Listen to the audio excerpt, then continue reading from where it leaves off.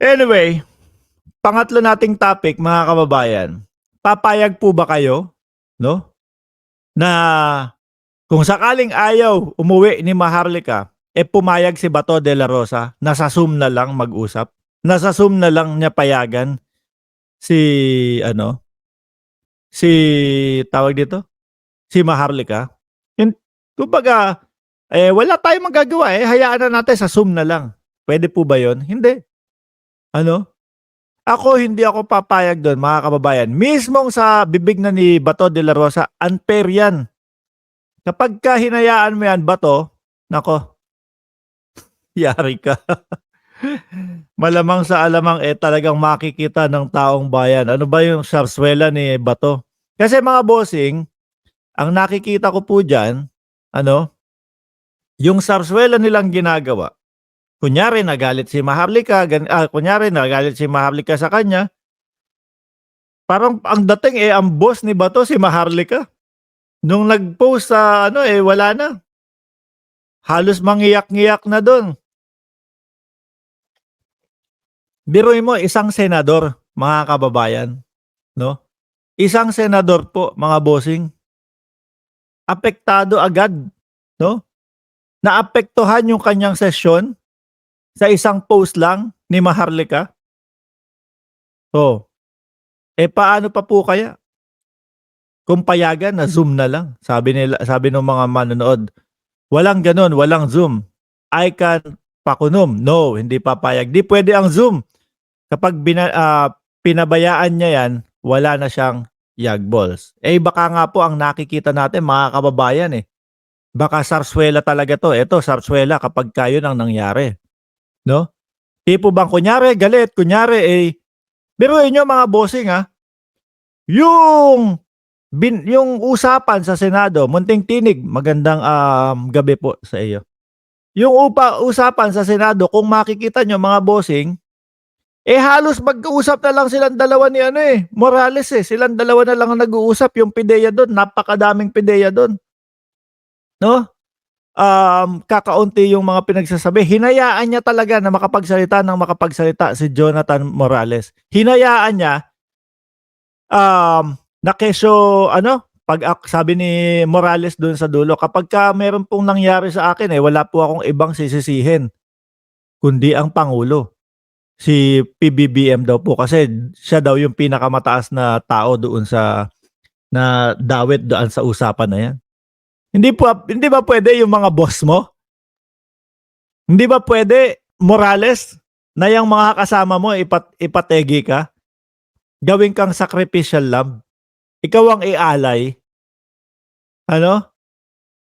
Kasi para sa mga bobo na mga hindi mag-a-analyze, mga bossing, kapag po ganyan yung nangyari, lalo na dyan sa mga DDS, rekta ang unang nilang sasabihin, si BBM ang nagpategi dyan. Ano?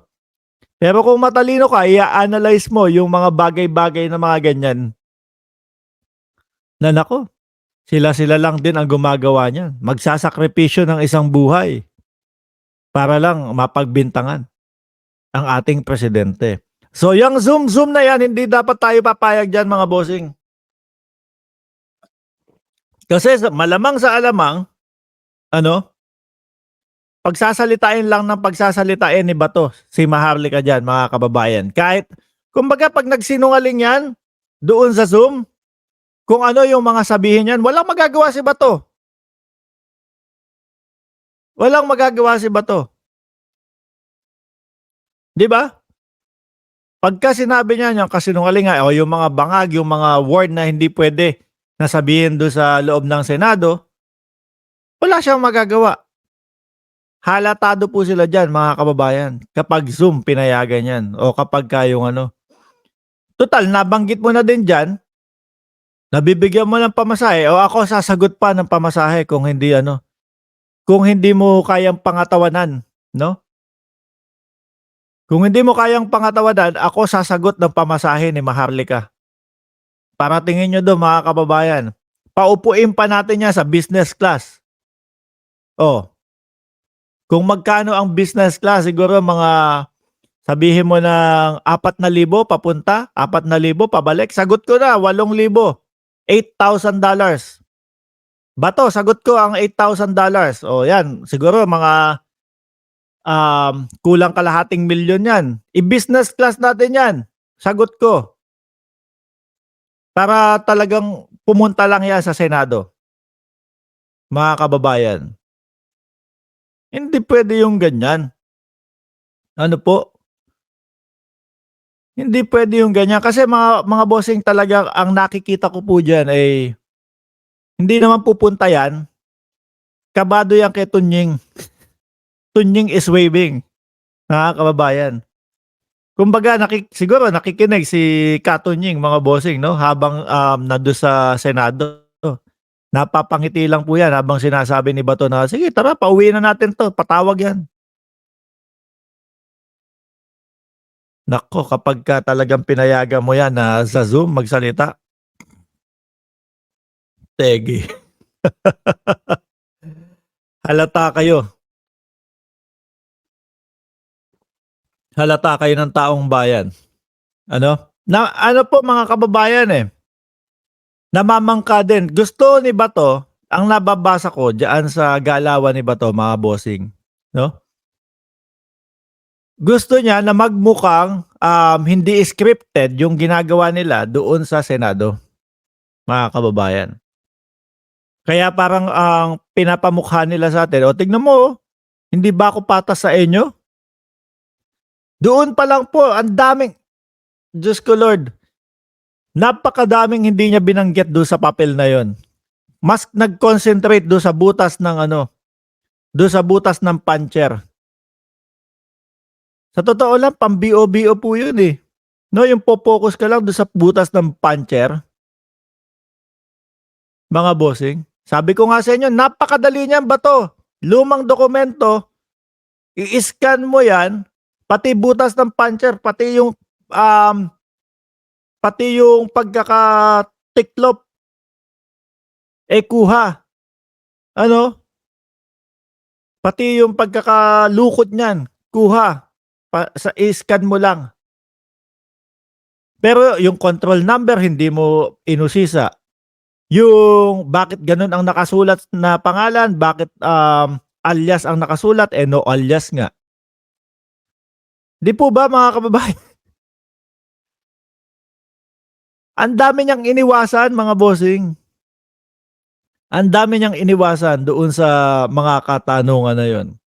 Kaya po, bossing, Bato, ako sasagot ng pamasahe ni Maharlika, kalahating milyon para business class. Ise-send ko agad diyan kinabukasan kung gusto mo. Basta kailangan mapaano nyo. Pero pagka hindi nyo napalutang yan, babayaran nyo. Ibabalik nyo sa akin yung yung $8,000. Kung $8,000, ganyan po kasi kalaki yung mga kababayan business class. From LAX, Los Angeles Airport. Ang straight flight niyan, Philippine Airline. Di ba? Ang straight flight niyan, Philippine Airline. Sagot ko pamasahe, kahit kalahating milyon yan. Business class, pahihigain pa natin siya doon sa eroplano. Habang tulog siya, natutulog siya, nakahiga siya. Mga bossing. Sabi ni Ma'am Jean Mira Puentes, may naghamon sa'yo. May naghamon ng debate sa iyo, Sir Mark. Ay, ayaw po natin yan. Kasi pagka yung mga ganyan debate po, lalo na pag mga DDS, tatanungin mo yan, 1 plus 1, ang isasagot niya 11 sa'yo. Tatanungin mo yan ng, eto yung katanungan mo, pagka ipit na yan, isasagot niyan, ibang sagot. Hindi po tayo makikipag dyan sa mga yan, no? Mabubwisit lang po ako doon, mga bossing.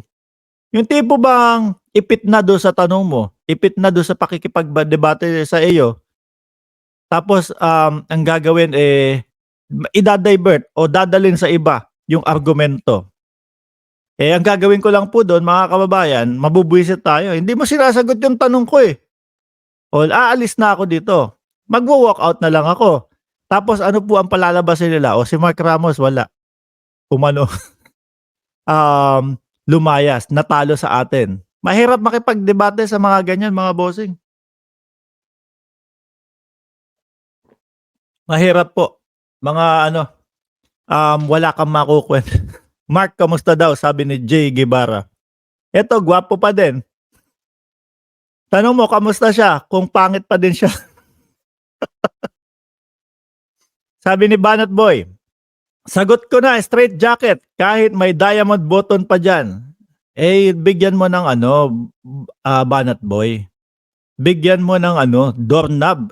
Kumbaga, bago bumaba ng eroplano, kailangan ang doorknob niya, diamante. 'Di ba?